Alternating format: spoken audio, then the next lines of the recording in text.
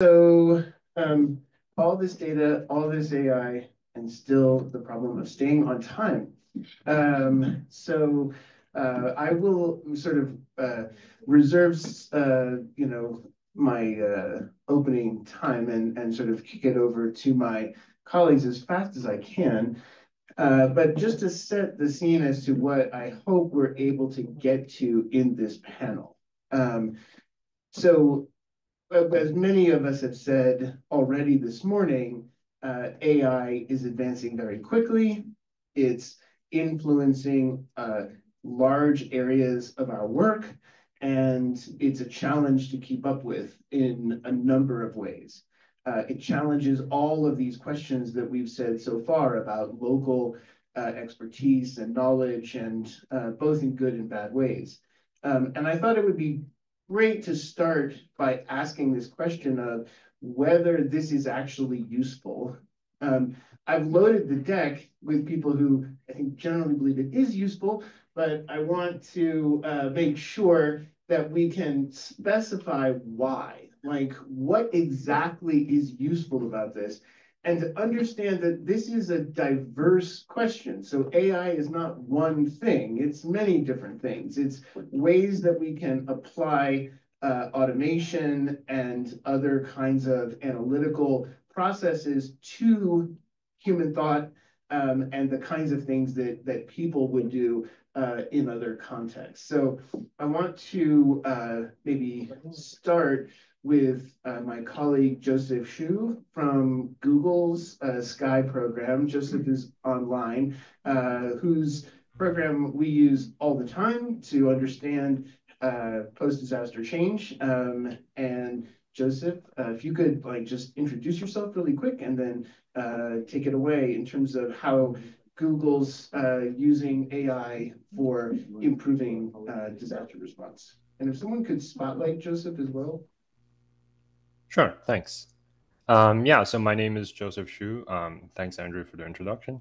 I am a staff software engineer in Google Research. I am part of a team called Carmel under Google Research, and we do both climate mitigation and climate adaptation work.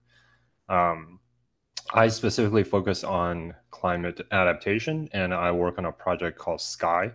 And SKAI is a project using post-disaster satellite imagery and machine learning to do rapid damage assessment for the purposes of helping crisis response better understand the situation in the first few days after the crisis. I believe I have some slides to present. If you have the sharing ability. Oh, yes. Okay, sure. I can share my screen. One second here.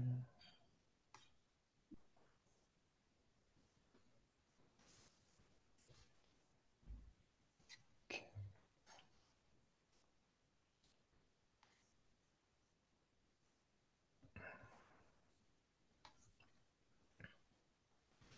Can you guys see this? Yep. Great, thanks. Yes. Yeah, so I guess this motivation slide doesn't need to be talked about too much since everybody here knows how much natural disasters cost the world in terms of lives and just economic damage. And the fact that climate change is just increasing the occurrences of these events over time. So we're specifically focused on one way of helping crisis responders called damage assessment. And here, basically, the crisis responders use damage assessment to try to understand the effects of disaster before boots are on the ground in the first, say, like 72 hours after a crisis. Currently, people like UNOSAT, which is the UN Satellite Center, has a mandate to do these damage assessments, but they do them manually using human raters, and they actually go through these satellite images of disasters, and they mark every building as damaged or not damaged. And as you can imagine, this takes weeks or months to finish. Hundreds of thousands of buildings that need to be labeled But the problem is a lot of the important response decisions need to be made in the first few days after the disaster, when this information isn't available yet. So by the time it is available, kind of a lot of the potential value of the information is lost. So our goal is to dramatically increase the speed, accuracy, and coverage of post-disaster damage assessments to save lives and to maximize humanitarian resources. And this is kind of the SKAI workflow, which I'll just go over very briefly. But the basic idea is you start here on the left side with pre-disaster and post-disaster satellite imagery. And we usually work with 50 centimeter high-resolution satellite imagery. We use a model called the Open Buildings building detection model, which whose data set is open source and you can obtain online from Open Buildings. If you just search for that term, to first identify where the buildings are in the satellite imagery. We then use our own damage assessment models to look at every building in the image and to make a classification whether that building is damaged or not. We go through a labeling process where kind of analysts look at the output of that model and determine whether it's good or not, and then mark potential places for errors, which is then fed back into the model to then fine-tune the model for the specific area that is being assessed. And then with the fine-tuned model, we then generate another assessment, which is kind of a higher fidelity assessment, which we then pass on to our partners in the forms of heat maps, visualizations, and also like CSVs of just the damaged building locations and the probability of damage. So the SKAI tool covers all kinds of disasters, like mainly we focus on earthquakes, hurricanes, wildfires, and floods. We find that kind of the most useful are for hurricanes and earthquakes. And then with wildfires and flooding, sometimes the damage patterns are harder to see from the satellite's top-down view. So sometimes they don't work as well. But definitely for hurricanes and earthquakes, we do quite well on them. This is a comparison of the 2017 Tubbs fire that happened in Santa Rosa, comparing on the left side, the CAL FIRE damage assessment that was produced by many fire agencies in California, coming together and sending out firefighters to each building and taking a picture of that building and then marking it as damaged or not. As you can imagine, this took many weeks and many hours of manual labor to do. And now on the right side, we have our assessment, which looks, like at broad strokes, pretty much captures exactly kind of the damage patterns and was produced relatively very quickly in a few hours after the imagery was available. We didn't do this like online. This is just a retrospective study though. So to say, our goal in this is absolutely 100% to kind of help the humanitarian community. And so in order to facilitate any kind of licensing or anything like that, SKAI is open source. And so anyone can go and download this and run it on their own imagery. It does require a certain amount of technical ability to run this, but we're also happy to support people setting this up on their end. So we, as Google, do not kind of publish this information unilaterally. We depend primarily on partners within the humanitarian community. We work with charities like Give Directly, who does like direct cash transfers to affected communities. UN Global Pulse, which is, we're working with them on this program called DISHA, which I'll talk about in a bit, trying to provide SKAI to UNOSAT. And the United Nations World Food Program is another major partner of ours who've helped develop the project from the start. So how much time do I have for this? Maybe another 5 minutes, is it? Oh, okay, great. Yeah, so just wanted to show some case studies. So the first one is the 2020 2022 Hurricane Ian, which hit Florida. It was a Category 4 cyclone that hit in September. We partnered with an organization called Give Directly to kind of identify low-income neighborhoods who have been particularly affected by this hurricane.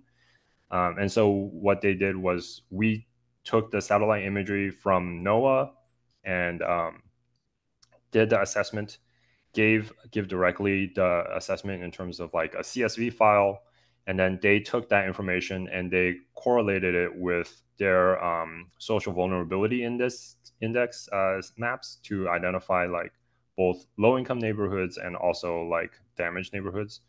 And we were able to turn this around to them like relatively quickly within like a week of the disaster. And then within 9 days after the disaster hitting, Give Directly was able to transfer about, I don't remember the exact amount, but I think it was like $2.2 million of direct cash transfers to victims. And this was kind of a record response time for them. Overall, we assessed about 1,100 square miles of area damaged, and we identified about 16% of the buildings, all the buildings in that area were damaged. This is just a detailed zoomed in view of kind of like the assessments that we produce. Here is a post-disaster image of an area in Fort Myers, and the red dots indicates the buildings that we identified as damaged. Just another quick case study of flooding rather than hurricanes. So this was the Libya floods, which happened in September 2023. 40,000 people displaced as a result. We primarily focused on this area in Derna where there was a dam break, and we identified around 27% of the buildings in this area were damaged as a result of this flooding. So I think this was something that we published with CrisisReady, but I don't remember exactly. I believe so, yeah. And so, yeah, you can see that the area around the dam, and after it broke, the subsequent like path of the water, you can see the severe damage in that area with buildings actually being washed away completely. Yes, so we did send this assessment to CrisisReady, and they published a map of this on, I think, what is this website? I'm blanking on the name of the website. Yes. I'm sorry, Relief Web.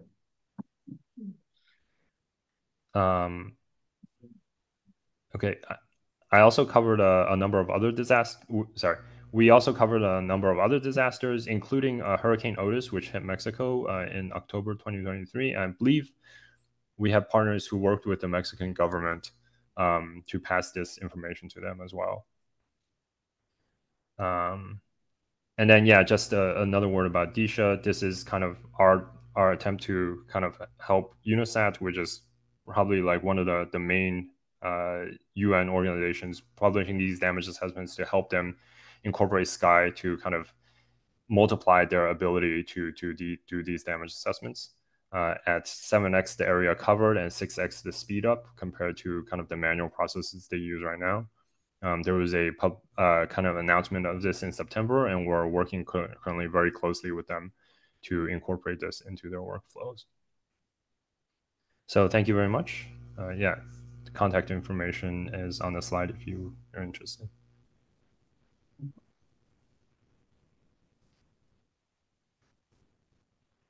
So in keeping with my initial thesis that AI is very diverse, I want to turn next to Nishant and have him talk about some of the applications specifically around health that you've seen in your professional experience, and sort of how you think this either is or is not working in ways that you think are effective?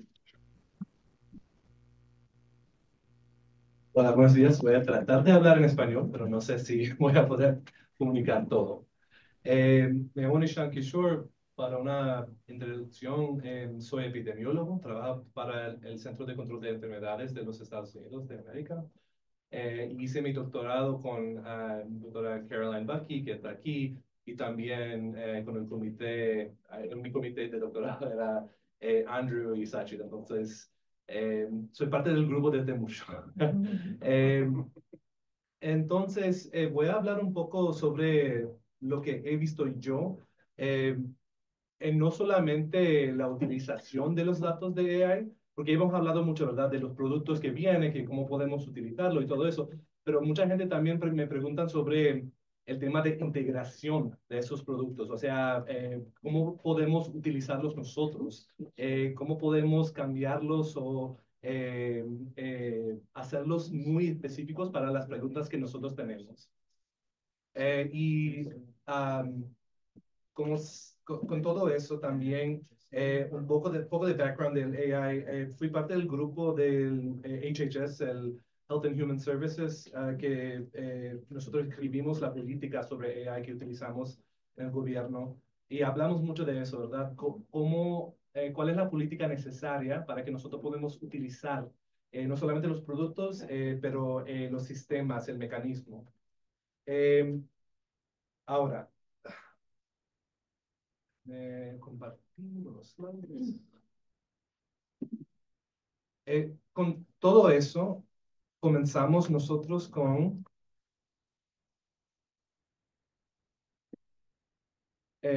hablando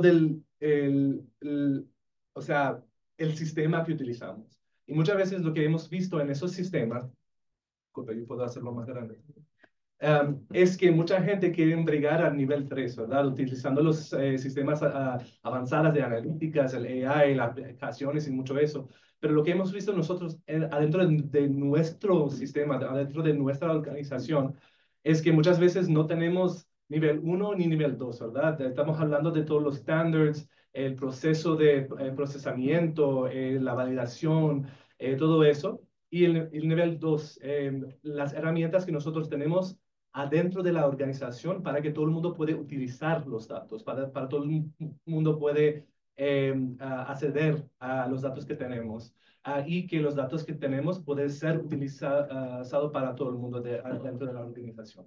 Y lo que hemos visto de vez y, bueno, de nuevo, es que cuando brincamos a nivel 3, es posible, pero muchas veces no es muy rentable y no es muy fuerte. Cuando viene un choque al sistema, se cae eso. Y entonces yo quería hablar un poco sobre lo que hemos hecho nosotros para revisar la utilización de sistemas de AI adentro del CDC y también afuera. Hemos revisado en el año pasado 53 proyectos de AI adentro del CDC y también afuera, unos 32 que vienen del proyectos open source. Y hicimos como entrevistas también con expertos del tema. Y lo que hicimos fue que identificamos 22 ramos de trabajo que son importantes. ¿Qué quiero decir con eso? Puede ser que un grupo tiene un chatbot y otro grupo tiene chatbot. Hablan de dos temas diferentes, pero son chatbots. Entonces, eso es un ramo solamente de chatbots. Y con todo eso, hemos identificado como unos 22 hasta la fecha con qué trabajamos. Por ejemplo, unas cosas que hemos hecho nosotros en nuestro trabajo, que trabaja mucho con los ministerios de salud en países en todo el mundo, es la utilización de los datos que, bueno, hemos visto ya ahora, ¿verdad? Por ejemplo, de lo que habló Celine, eso usa todos los datos de OSM, el Overpass API, para automatizar la planificación de dónde podemos lanzar campañas de vacunación, dónde viven la gente, dónde son los centros de salud, cuánto tiempo pueden caminar o manejar la gente para llegar a un centro de salud, qué cantidad, o sea, qué por ciento de la población tiene acceso a ese centro de salud. Y entonces, si lanzamos una campaña, si vamos a realmente llegar a toda la población. Muchas veces en el salud que nosotros trabajamos, llegamos a un nivel de admin 2, estamos hablando de los distritos o algo así, y no podemos ir más abajo. Eso también está utilizando los datos de OSM para no solamente hablar de, y eso es, son eh, environmental surveillance sites, sitios de vigilancia del medio ambiente, ¿verdad? Que viene de agua negra y todo eso. Y utilizando los datos de OSM hemos podido, por ejemplo, dirigir exactamente a los grupos a la campaña de vacunación que dice, mira, aquí está el sitio y aquí eso es que se llama el barrio donde vamos a ir. Aquí están todos los centros de salud que están cercanas. Aquí está el catchment area, no sé cómo decir eso, de un lugar, la área a que pertenece el sitio. Y cuántas personas pueden estar bajo el sitio, o pueden como contribuir a la detección de este sitio.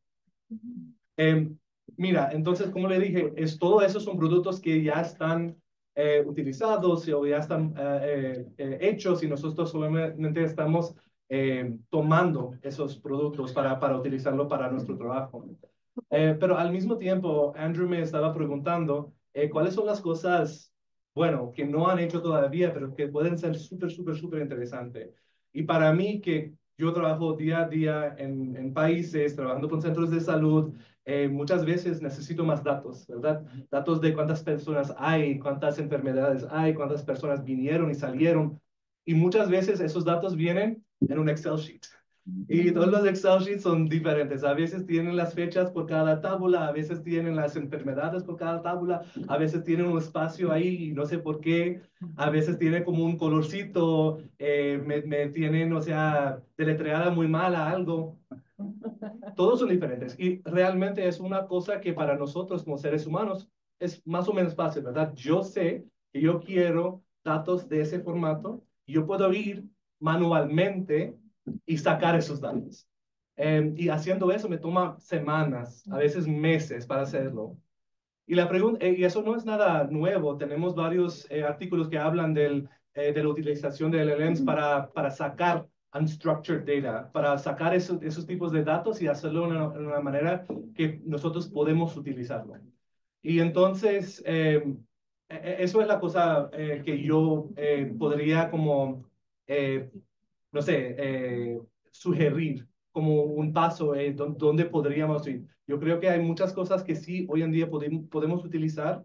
No tenemos muchas veces los recursos para tener data scientists en cada equipo, en cada organización, pero sí todavía podemos utilizar los productos, ¿verdad? Pero al mismo tiempo, especialmente en respuesta a desastres, en enfermedades, tenemos ese problema que necesitamos más datos todavía, datos muy específicos de una región, un centro de salud, cualquier cosa, ¿verdad? Y yo diría que eso sería algo súper útil, no solamente en la salud, pero también en el tema de los desastres, para tener esa información pero muy local. Yo puedo compartir esa presentación. Hemos hecho, como yo te dije, una evaluación de varios sistemas. Lo pusimos un costo, impacto entre todos de los 22 ramos. Y puedo hablar más de eso hoy y mañana. Pero bueno, de ahí puedo pasar la... Okay. Okay, thank you. Yeah, I mean, I think just the idea that intractable but not rocket science problems like harmonizing spreadsheets are actually one of the things that AI can be potentially really valuable for. I want to stick with your the slide where it was making sense of the mess with our next two folks that are online here, Jessie End from Dataminr and Nayid Orozco from Data Friendly Space, who are both in different ways also working on making sense of the mess and making sure that we can derive insight from the enormous amount of publication that now occurs online. So I want to start with Jessie from Dataminr, who works on emergency alerting and pulling signal from noise to make that sensible about events that are occurring in the world. So Jessie, do you want to take it away? Can someone spotlight her for it? Hi all, thanks Andrew. My name is Jessie End. I'm the VP of Social Good and Nonprofit Partnerships at Dataminr.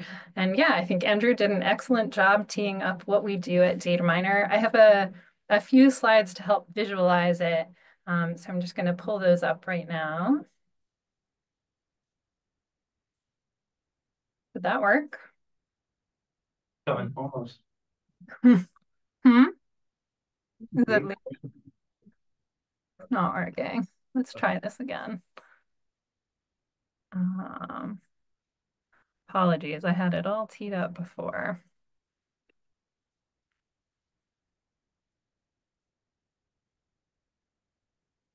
Andrew, maybe while I pull it back up, you can go to the next person. Sorry. Why don't you try to pull it up and then we'll switch to Nayid. Nayid from Data Friendly Space. They've been working with large language models to help humanitarian organizations make sense of unstructured text data.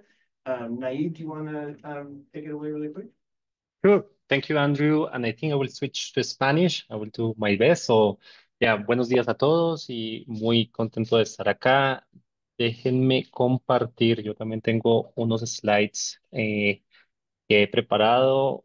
¿Me confirman si los pueden ver? Yep. Yep. Ok, perfecto. Perfecto.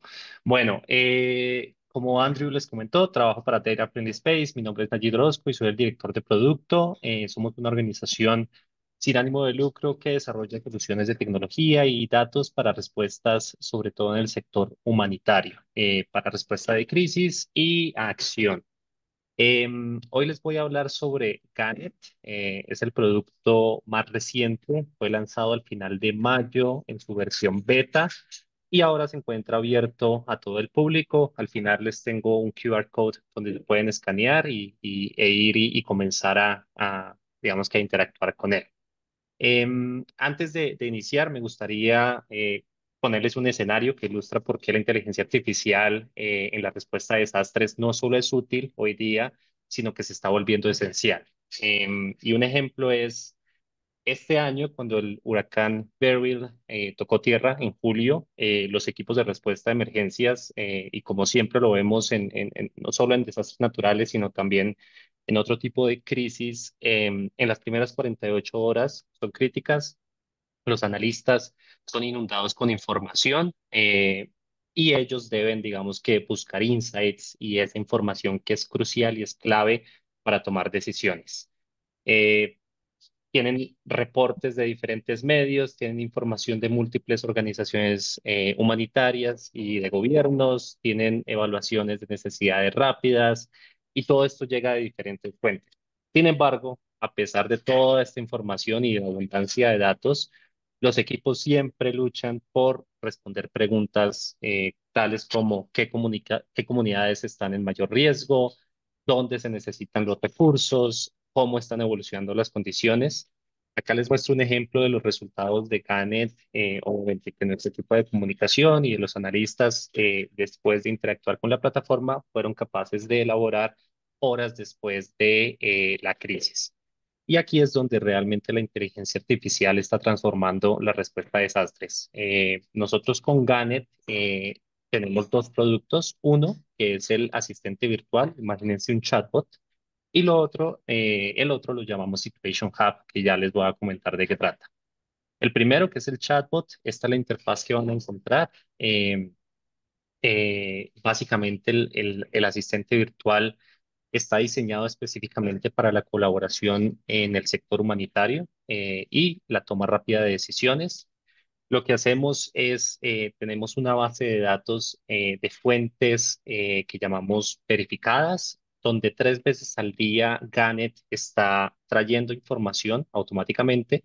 Procesamos los datos usando una tecnología que se llama RAG, Retrieval Augmented Generation, encima de un LLM, y traemos fuentes confiables como Relief Web, portales de noticias, informes humanitarios verificados y permitimos a los usuarios que puedan tal cual como lo han hecho en GPT, en Claude, en otros, hacer preguntas. La diferencia con Gannett parte principalmente en tres aspectos. El primero, tenemos información actualizada al día. Como les comenté, 3 veces al día lo estamos actualizando. Lo segundo, pueden hacer filtros de si quiero solo información de Relief Web y que mi pregunta sea respondida con solo fuentes de Relief Web, lo podemos hacer. Y lo otro, podemos definir también las fechas en las que queremos, digamos, poner un filtro a la búsqueda. Eso por el lado de Gantt. Aquí tengo algunos screenshots y si tenemos tiempo al final les muestro rápidamente la plataforma. Funciona muy similar, hacen la pregunta, tienen un thread donde van haciendo sus preguntas y el sistema, muy importante, les va a mostrar las fuentes a las que hace referencia la respuesta. Siempre remitiéndonos a la fuente original de los datos. Esta tecnología permite que haya reducción de alucinaciones y que le podamos ofrecer a los usuarios información real y verificada. También tenemos, digamos que un dashboard donde podemos ver a nivel global, primero, la cantidad de documentos que están entrando al sistema, las fuentes de esos documentos y también por geografía cómo se encuentran esos documentos. Así que básicamente Gannett nos ha demostrado dos capacidades clave. La primera es la síntesis en tiempo real, donde traemos esa información rápidamente y la ponemos disponible para los usuarios. Y segundo, lo que llamamos nosotros inteligencia colaborativa, y es que cualquier stakeholder o partner que quiera entrar a usar la plataforma van a partir de la misma, digamos que fuente de datos o información verificada. Ahora bien, luego de tener la primera experiencia con Gannett, internamente comenzamos a evolucionar el producto y ahora hemos lanzado algo que se llama el Situation Hub. Lo tenemos actualmente para dos contextos. Está en los pilotos en este momento para Sudán y para el Líbano, donde básicamente los que responden a emergencias humanitarias tienen reportes automatizados. En vez de ir manualmente a preguntarle a Gannett, lo que hacemos es que semanalmente, basados en un framework de análisis, tenemos las diferentes categorías, bien sea por sector o por Operational Environment y cada semana estamos generando reportes de manera automatizada. Así que mejoramos también la respuesta. Adicionalmente, hacemos un seguimiento de media, de los diferentes fuentes de media que están y en un mapa podemos poner cómo, dependiendo de los topics o de la clasificación que tenemos, esas nuevas noticias están apareciendo. Ese es nuestro último producto, que es Situation Hub. Y bueno, digamos que basados en nuestra experiencia construyendo otras herramientas en el sector, como Deep, Shows, entendemos muy bien la importancia de tener human in the loop, tener personas que estén validando las respuestas. Así que para el Situation Hub, siempre los reportes automatizados tienen un paso de quality control, donde hay unos analistas en nuestro equipo que hacen validación antes de que se hagan públicos. Mirando hacia adelante, estamos trabajando con tener una mejor integración de fuentes de datos locales y globales. No solo estos, digamos, grandes fuentes de datos que sabemos son importantes, pero también conocemos que al nivel local la información es muy útil, así que queremos trabajar en eso. Estamos haciendo pilotos en Sudán y el Líbano en este momento para traer información de fuentes locales y enriquecer esos reportes. También estamos desarrollando algunas ideas de colaboración y entre diferentes organizaciones, si hay necesidad de subir información que sea de alguna manera confidencial o privada, también lo estamos evaluando y digamos que está en nuestro roadmap en este momento.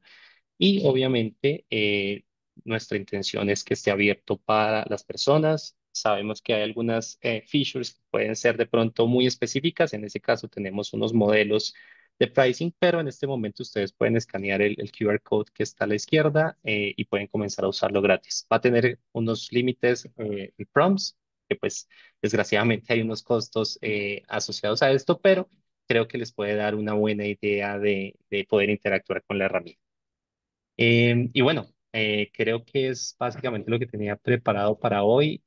Cuando entren a la aplicación se va a ver así, y al Situation Hub también lo pueden explorar. Voy a compartir los links en el chat y feliz de responder cualquier pregunta que puedan tener. Back to you, Andrew. Thank you. Thank you so much, Nayid. I must say I'm a big fan of this project. You know, much like what Nishant was saying about the ability to make incongruous spreadsheets work together, the ability to finally make PDF documents work together seems like, you know, one of these like really like incredible innovations. The amount of actually incredibly useful information that no one uses is one of our central problems. So this, I think, is really a significant advance. And I think it's very similar to how I think about Dataminr, which is also working on how to be able to make information more useful. So Jessie, can I turn it back to you? Are you? You can, yes. I have resolved the technical difficulties. Thank you for your patience and Nayid for jumping in impromptu. Appreciate it. All right, so let's try again. Great. There we go, right? You seeing it? All right. So what is Dataminr at its heart? It's an AI platform that's designed to do real-time critical event discovery. We do that across what Andrew politely called the mess of data. And so the way we look at that really is this giant universe of publicly available data. We have millions of data sources and billions of metadata coming through per day across thousands of different languages.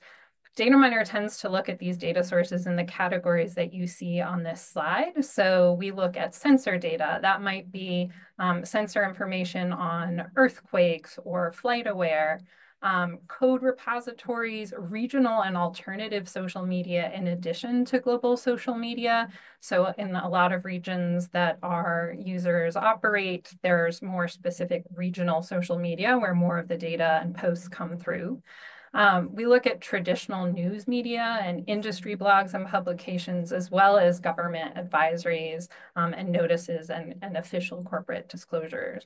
So there's this vast universe of publicly available data on the web. It's publicly available, so you have access to it, but it's really, really challenging to make sense of that.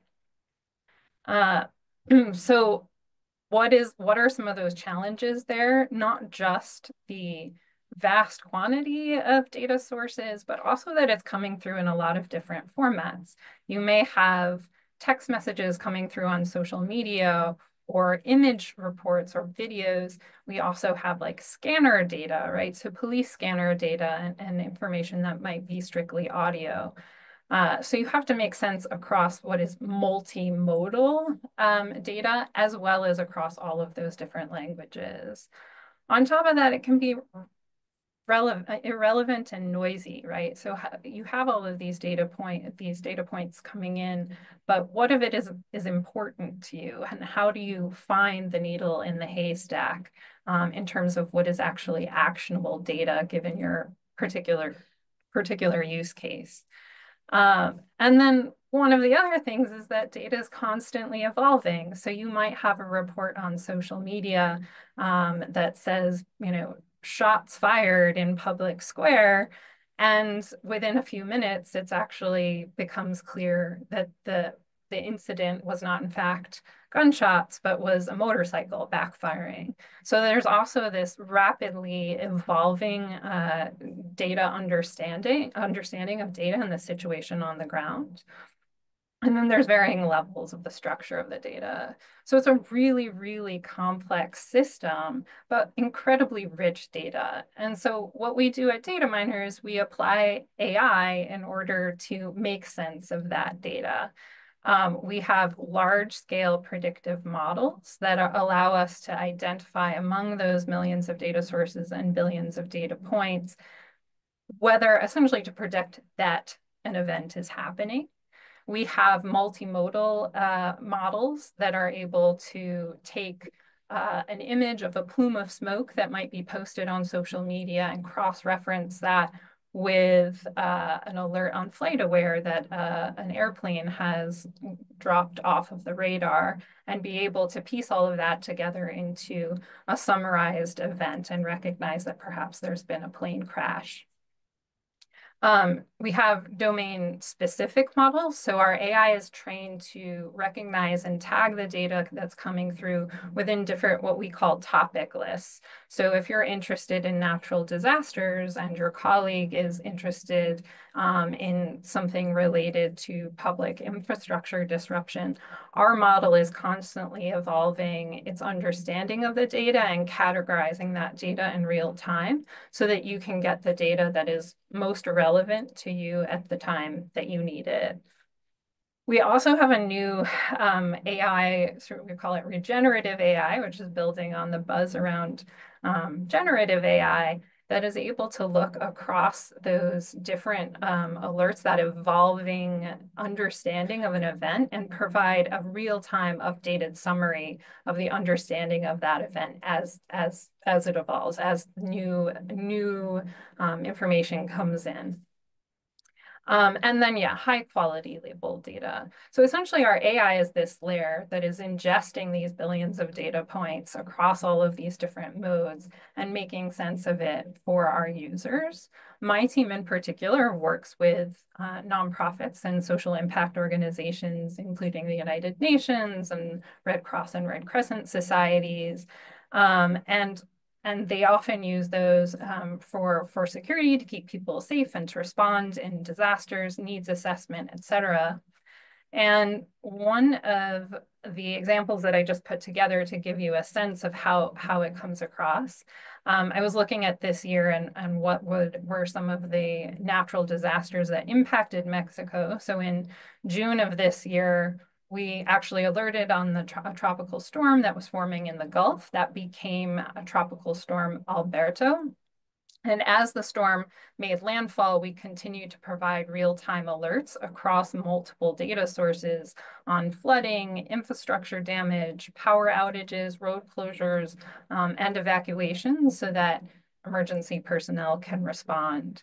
So the sort of bubble boxes that you see at the bottom is just a sample of 6 alerts that came through when I looked at the time frame of when the tropical storm was first named and then when it had passed through northeastern Mexico.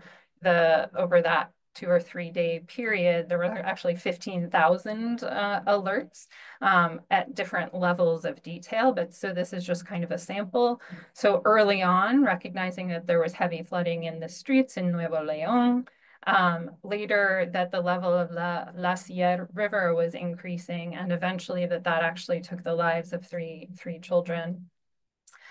Later on, as the storm continued, that there was flooding reported after the Santa Catarina River overflowed, and reports on road collapses, and eventually reports as well on evacuations that were underway.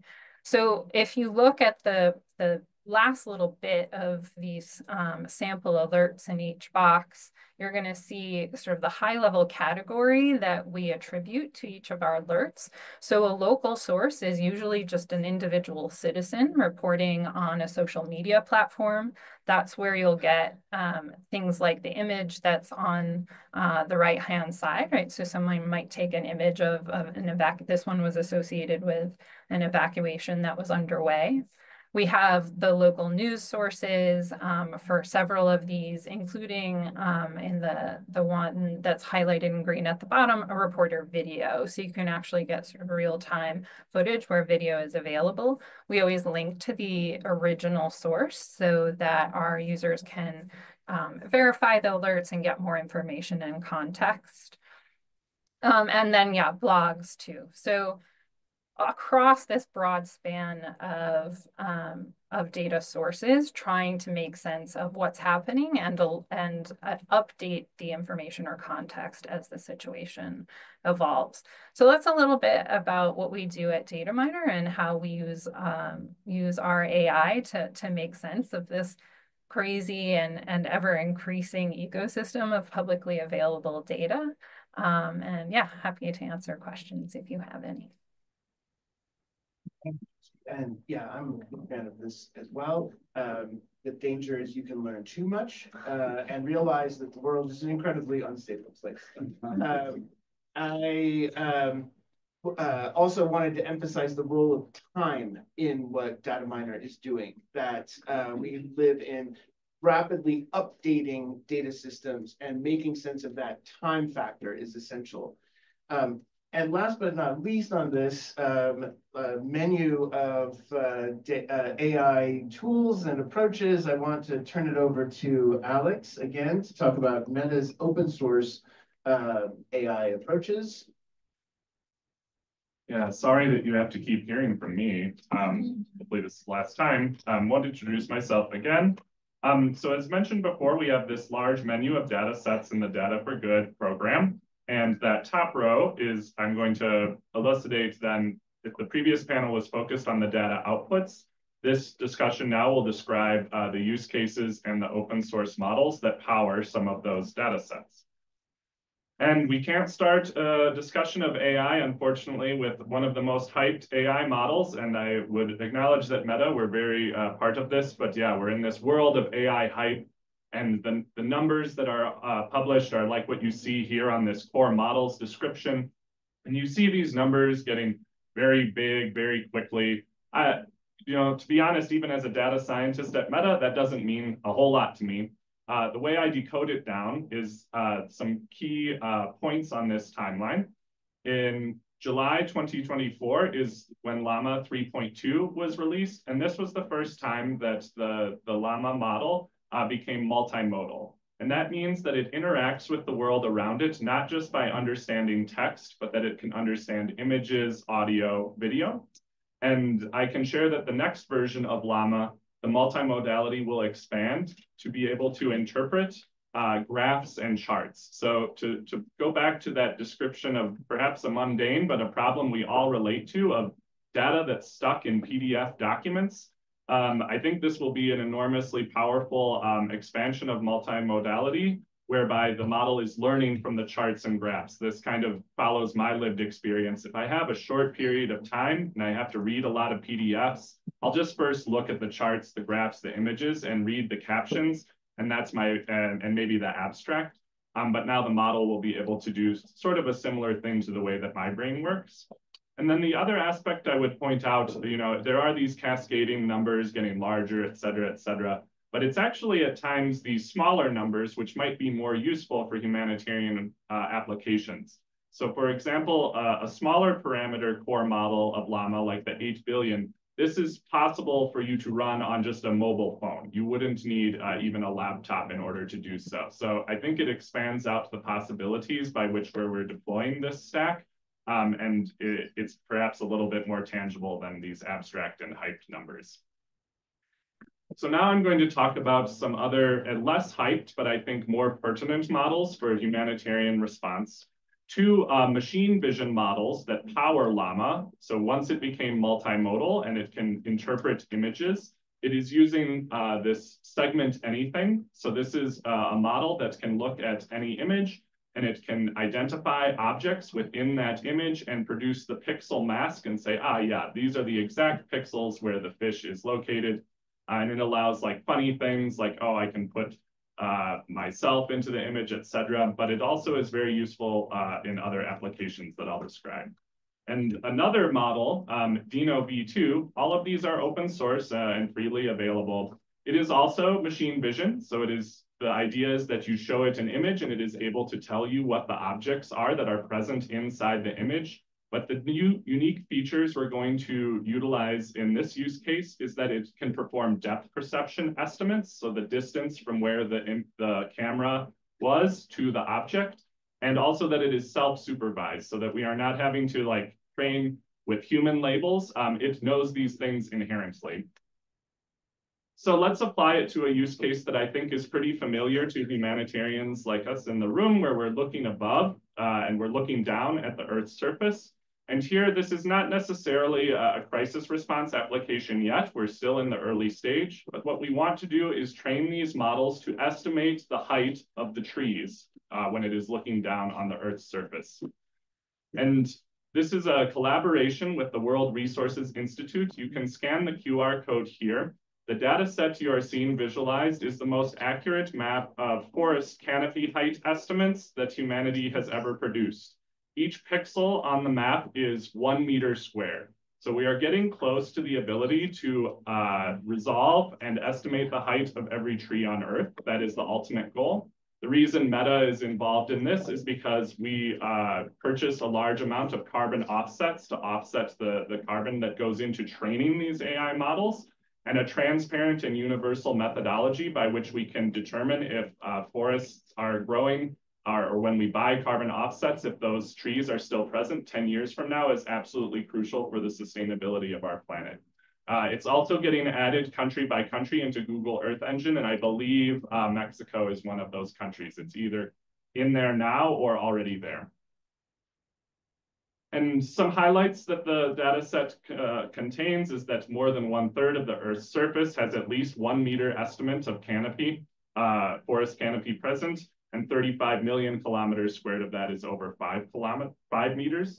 The image, like I said, is composed at a global scale is over 1 trillion, 1 meter by 1 meter pixels, nice impressive number. And I think this is an important item to keep in mind when we think about reporting accuracy. So all models, by definition, are estimating an unobserved phenomenon, right? And any model should tell you what its accuracy estimates might be in its outputs. So being very clear, in this case, the 1 meter resolution produces a 2.8 meter standard error in the height of the tree estimate. So that might not be suitable for all applications, and we can work on reducing that down in a transparent way. But it's important to demand measures of accuracy and uncertainty in model outputs. They are not the same as direct observations. Here you can zoom in and see some of the use cases that we were not expecting. Like I said, we were building this for the carbon offset use case, but we can see very clearly that the alpine tree, or the tree line in mountains, is very easy to measure accurately from this data.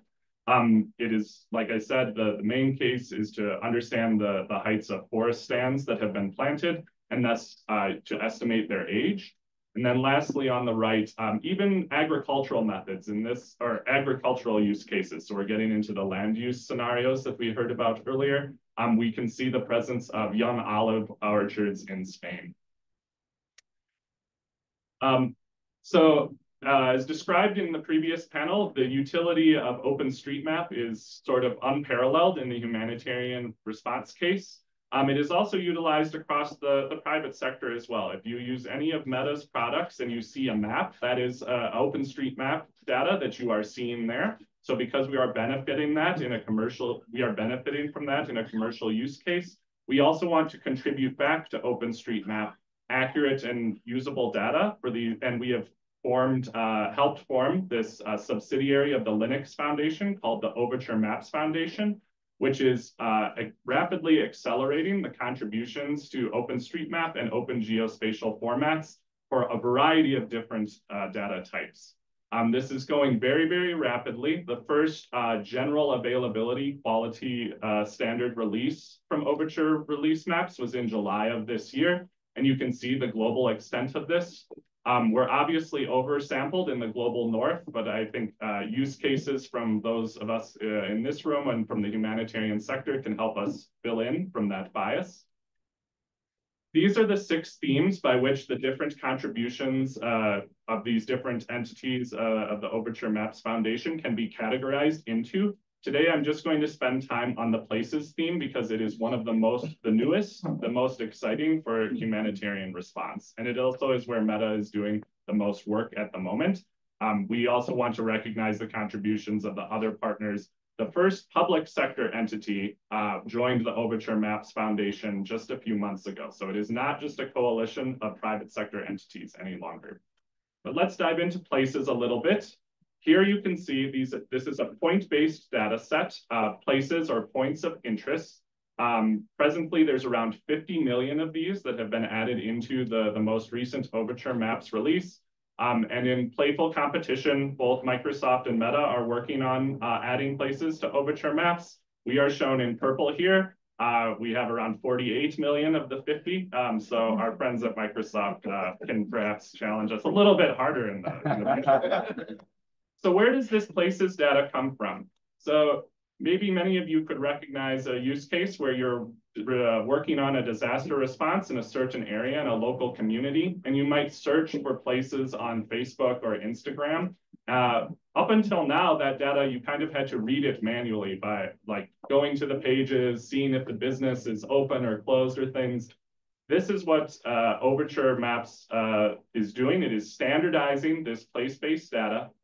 You can explore the data in your browser. You don't need to be like a super advanced GIS user at this time. You can scan the QR code. And here is an example just from a particular local business in Monterrey, Mexico that I chose randomly. You can drill down to the individual point. You can see the specific social media link where it came by. And Llama, the large language model, can parse all of this unstructured text that is present on business pages, government pages, even parks, places of worship. And it's placing this into a standardized GIS format that you can fetch rather rapidly and cheaply, all the way down to your little local donut shop. So we also want to recognize that the contributions of this, Facebook users are the ones who are populating those pages, but systematically, we can also empower groups like university students to be adding and contributing to these large open source, like OpenStreetMap programs. And we're a proud supporter of Youth Mappers, which has many active chapters here in Mexico. And if you'd like to find out more, this isn't my program specifically, but I'm happy to connect you with those who lead these. It leads to an enormously enriching and empowering, as was spoken about in the humanitarian OpenStreetMap context, to empower local mappers to bring their local knowledge and add it to this global repository. Lastly, concrete represents 8% of all global carbon dioxide emissions. That's over double what air travel contributes. And so Meta, we build a lot of data centers, and we build them in lots of places around the world. And so making sure that the concrete is as sustainable as possible without sacrificing structural rigidity or curing times is a problem that AI is well suited for. So we have open sourced the model that we use to help build to design these concrete mixtures. In our newest data center, this one is in DeKalb, Illinois, which ironically is like less than 10 minutes from where I happen to grow up on a farm. It's ironic that the world like brings you back together this way. But this represents what the sustainable concrete model offers. In the past, you might have to build lots of different samples of concrete. You might use some sand that's very close to your building site, and then you might test that against sand that is stronger, but you have to bring it from very, very far away. So on the x-axis, we are seeing the global warming potential of the different concrete mixture. And on the y-axis, we are seeing the structural rigidity of the concrete, first on 1 day on the left, and then at 28 days on the right. This type of artificial intelligence called Bayesian optimization, where you are changing all these little variables all the time, and you might not want to build all these concrete pellets for testing. This allows us to, let's minimize the number of samples that we need to build and test while optimizing for the variables that we care the most about. And for the first time, this can include the carbon, the global warming potential of the material. So I'll pause there. That was a quick random, and hopefully it wasn't too much hype. I really want to urge caution. We're seeing just such a flood of buzzwords and things. And I think drilling down to these specific applications and also demanding a level of reporting on the accuracy of the outputs would behoove us all as we work in life and death scenarios in this room. Thank you, Alex. I appreciate you being very concrete in your. Oh. I didn't need AI for that joke.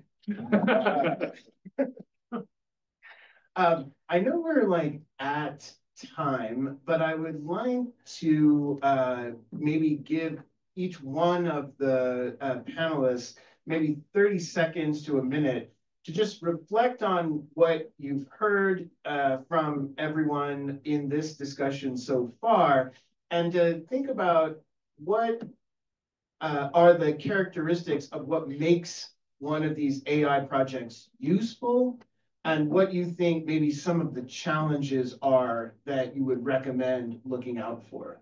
And maybe we could start with Joseph. Would you like to just maybe give some closing remarks along those lines, and so we can leave people with some food for thought? Sure. Yeah. So I really enjoyed hearing all these talks. I think one area that I've been thinking about a little bit, but nice to hear that it's been reinforced, is, just this area about kind of like the non-uniform data sources and the ability to ingest these and turn them into structured data. I think we should really be doing a lot more in this area because, yeah, if anything, working with humanitarian organizations, what I've learned is that basically a lot of the problems is not in kind of like the sexy like machine learning stuff, but really in kind of overcoming kind of mundane but like super important challenges. And I think as kind of researchers, we should be doing a lot more in trying to address those types of problems rather than the problems that we have hammers for. Nishant? Sure. Gracias. Andrew y yo siempre hemos tenido ese chiste, que algún día íbamos a crear un grupo que trabajaba en la tecnología para humanitaria, pero más que nada en la gerencia de datos, y llamarlo como Data Managers Without Borders, con un tagline que dice aburrido pero necesario. Y realmente, como dijo Joseph, eso es un tema súper importante. Además de eso, yo diría, yo empecé a hablar de eso, pero siempre vamos a tener esa pregunta de ¿hasta cuándo vamos a invertir en tener gente en nuestra propia organización que puede hacer todo eso? Si vamos a pagar, ¿verdad? Cada persona mucho dinero, ¿verdad? Porque esas destrezas todavía son muy específicas y no son todo el mundo que pueden utilizarlos. Y creo que una cosa importante para mí que también todos nosotros podemos pensar es hasta dónde vamos. Si solamente vamos a ser la gente que van a consumir los productos, si vamos a ser la gente que van a crear los productos, si vamos a poder llegar a un punto en medio, hasta cómo vamos a crear la política para que no hoy, pero tal vez en 5 años tenemos esos grupos adentro para que ellos puedan hacer todo ese trabajo también. Entonces, lo dejo ahí, pero yo creo que ese punto también de dónde vamos a invertir. Nosotros todos, que somos la gente que vamos a dirigir eso en los años que vienen. Great. Nayid, would you like to? Yeah, thank you, Andrew. Bueno, dos comentarios muy rápido. El primero, creo que, y gracias a todos por las presentaciones, muy interesante. Yo estoy de acuerdo con que todas estas ayudas y la respuesta como tal, no se trata de reemplazar el juicio humano, pero más bien dar esas herramientas para que el tiempo que gastan solo trayendo información y de pronto analizando sea invertido en realmente tomando acción y mejorando las respuestas a nivel mundial. Ese es como el primer comentario. Y el segundo, y algo que estamos viviendo en Data Friendly Space en el momento es con la velocidad de la innovación y de las nuevas herramientas que hay y que van apareciendo todas las semanas, es muy difícil también saber qué vamos a poder hacer en 6 meses o en un año. Entonces, la invitación es más como a testear a nosotros que estamos en el sector humanitario con IFRC, con Naciones Unidas, ver cómo ellos también, que suelen ser a veces mucho más tradicionales, se pueden adaptar a estos modelos y ver cómo pueden traer esa información, armonizar los diferentes datasets y buscar esas nuevas aplicaciones para mejorar la respuesta. Al final del día, lo que queremos es llegar a esas comunidades que están pasando momentos difíciles y tener acciones mucho más rápidas y efectivas. Esos serían mis comentarios. Gracias, Andrew, nuevamente. Thank you. Jessie? Yeah, I think the drumbeat that I always make is that we have to start with a clear vision or scope of the problem it is we're trying to address, and then look at the tool sets available to us to address them. I think it's really easy with all of the buzz, especially after the release of ChatGPT around AI, with funders putting pressure on organizations to utilize AI. It's really easy to go, okay, I've got to find a use case for AI, as opposed to, like, here's the problem I'm trying to solve and what is the appropriate tool or solution to solve it. So that's just one of the caveats I always put out there is what is your problem first? And if you don't know that, if you're starting with the technology, you're probably going to end up under or misusing it. And then the other thing, I think, Alex, maybe you hit on this a little bit when you were talking about sort of the margins of error, the accuracy of these models, but I would expand that out further, is that these models are always going to be somewhat imperfect. And so really being mindful of what we call the human in the loop. Where are you bringing humans in to sort of test what these models are spitting out and making sure that they match your knowledge? That's really important for technology companies. And it's why we partner with organizations like Direct Relief, et cetera, is because our expertise is in the technology. It's not necessarily in the sort of the output or the context or the action that's taken based on what the technology spits out. And so working really closely with partners, ensuring that we have humans in the loop on the technology, but in the projects as well, I think is really key. For Dataminr, what that looks like is we put these alerts out, but we give our users all of the original source data to go out and vet that and understand whether and how it's applicable to their use case. I think that's really important in perpetuity, really. Great. And Alex, last word. Yeah, I think back to when we consider like more traditional open source software, like when everyone was trying to get a website up online for the first time, and if, oh, I can use open source software, it doesn't cost anything. There's Linux, Apache, MySQL, PHP. But I think everyone pretty quickly learned that you would need to hire professionals who knew how to deploy those technologies and were experts in those. And I hope we don't repeat that same mistake here. So when we think about like large language models, there are, kind of off-the-shelf sort of ChatGPT type models, which have many advantages. You can get up and running very, very quickly. And then Meta's approach is more of the open source model. And we need to acknowledge, yes, there might be a difference in sticker shock there that might make open source seem very attractive, but you also need to be empowering, if not employing, new folks that have that particular expertise. And I think we should acknowledge, actually, that the tech sector has made hiring those people incredibly expensive because there's such an arms race right now to gain that expertise. So let's not repeat those same lessons of the past in investing in the people, not just like the software and the licenses, and looking at that holistically is key for the future so that this hype doesn't just turn into a bubble. Great. With that, I would like to thank everyone for your participating.